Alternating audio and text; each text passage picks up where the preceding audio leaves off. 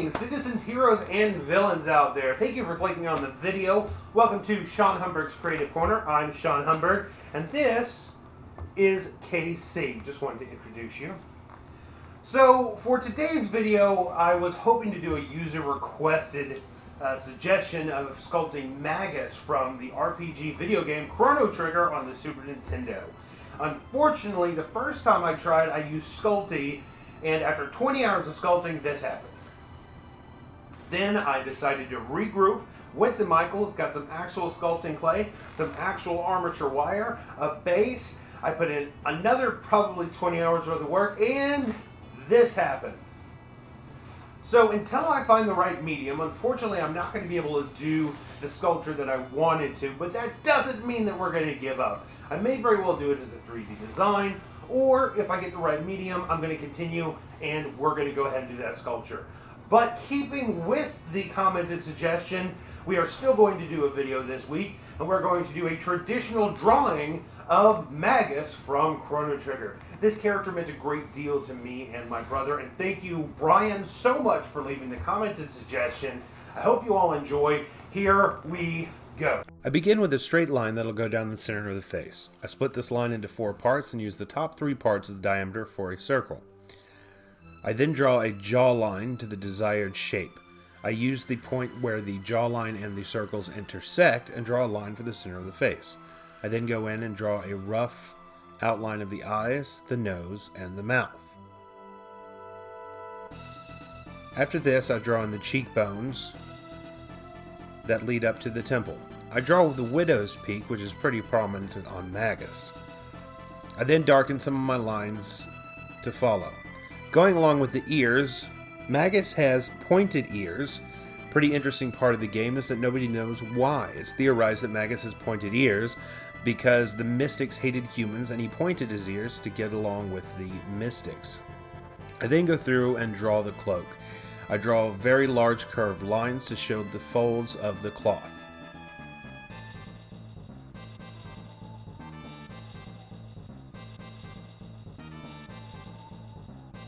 I then go through and micro details throughout the drawing, which I will later go through and bring out more with color and shading.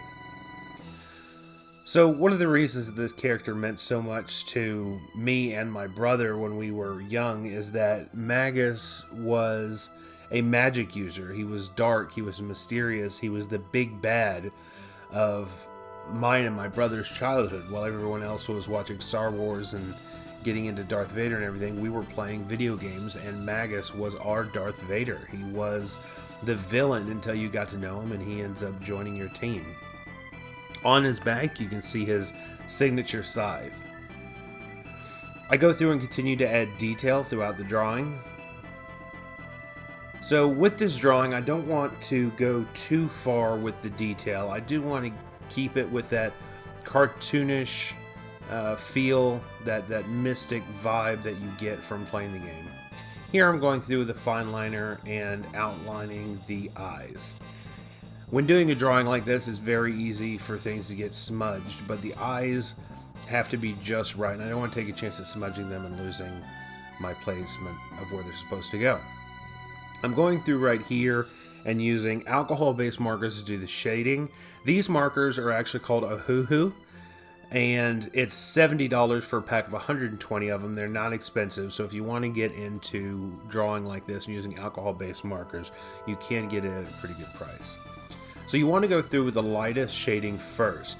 If you go through with the darkest and you go too far, there's no way of covering that up. However, if you go through with lighter and you find out that you went too far, that's okay, because you're going to be expanding on it later anyway, and it's pretty easy to hide your crimes.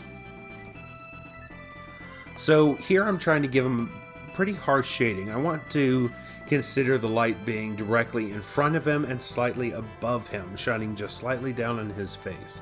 This character is very pale, so I want to show how pale he is, but I also want to give that dark, mysterious vibe about the character.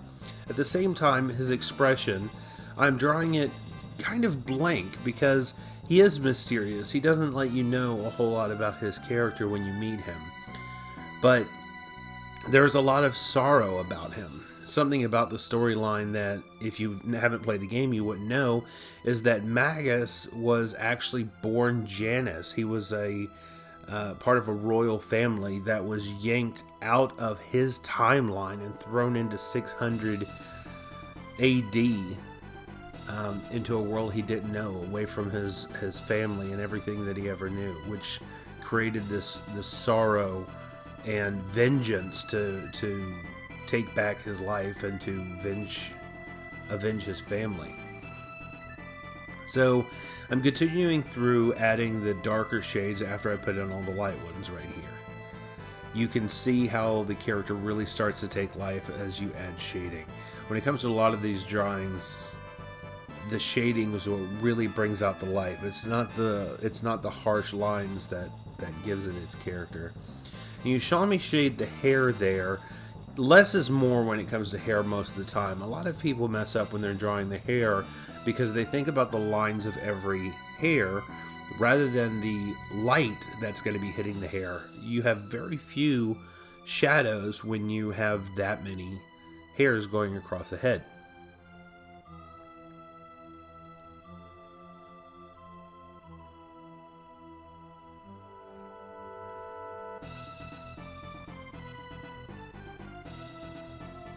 Now I'm going in with a dark gray. This isn't quite black. This is a dark gray alcohol-based marker to really just go over the areas that are on the outlying sections as well as the darkest parts of the character. And this really just makes everything pop. I'm only using this in areas that don't transition straight to skin. These are only on areas that have a definite overlap to other parts of the facial features. So you see me use it on the inside of the ears as well as on the outside of the head and the temples. Right here I'm using a black Prismacolor pencil to get those really fine lines. I like to use Prismacolor because it does blend really well and it works very well with alcohol-based markers.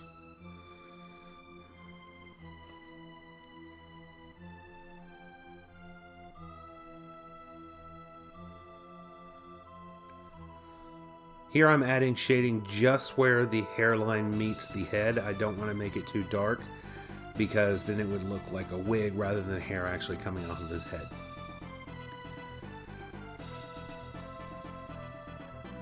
I go through with a blending marker to blend the Prismacolor pencil that I just used to blend it into the alcohol-based marker that I already put on.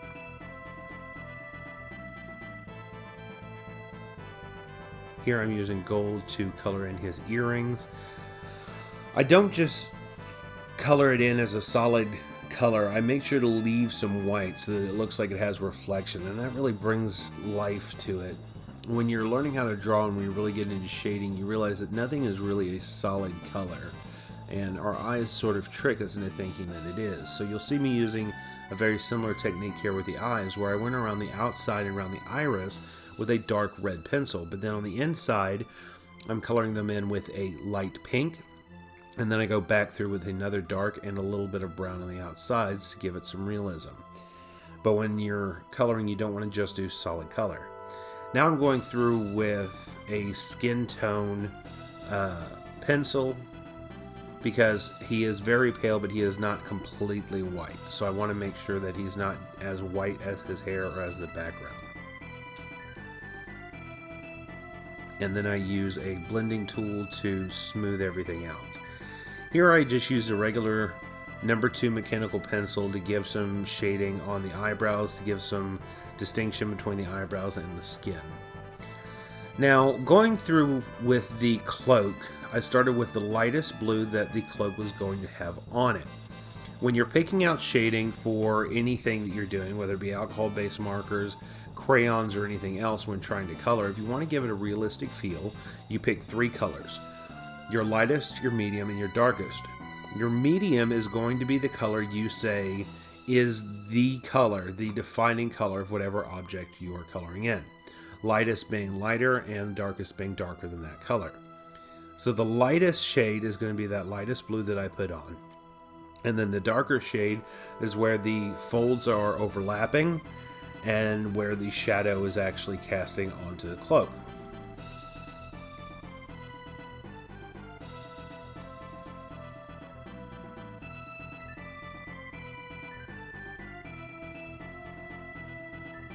And then here I go in with my medium marker. So medium being the color that really is what I wanted the cloak to be. So with the medium marker, I blend the lightest colors and the darkest colors together. I really go in between the two of them without doing too much to give it that extra shading. And then once I'm done with the medium marker, I go back through with the lighter marker again to go in between where the medium color and the lighter color match, and it blends them all together.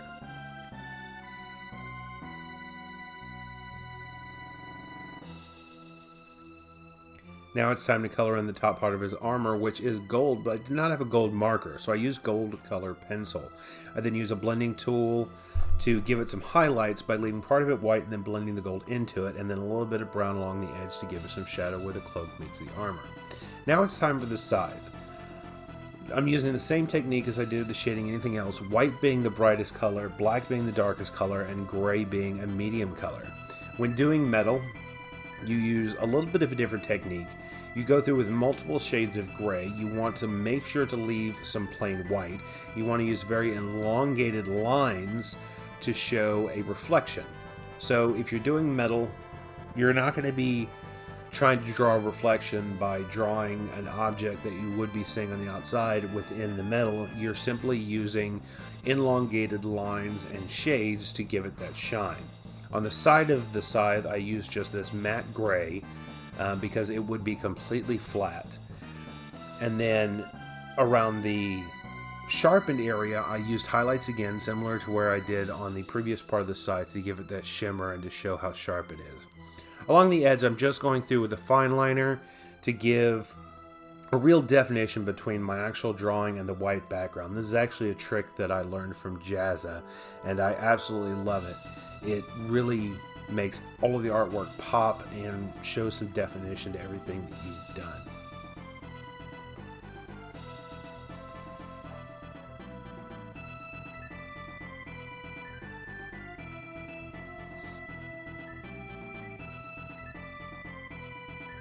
And there you have it. There is our portrait of Magus from the RPG video game Chrono Trigger. At least my rendition of it. I hope you all enjoyed watching as much as I enjoyed drawing it. So, please make sure to like this video. Please subscribe to the channel. It does so much for the channel and for me personally. And make sure to leave the comment section below what you would like to see next. Right over here, you can see the previous video I made, and right over here, you can see what YouTube suggests for you. Thank you so much for watching. Can't wait to see what we make together next. Casey and Sean, signing off.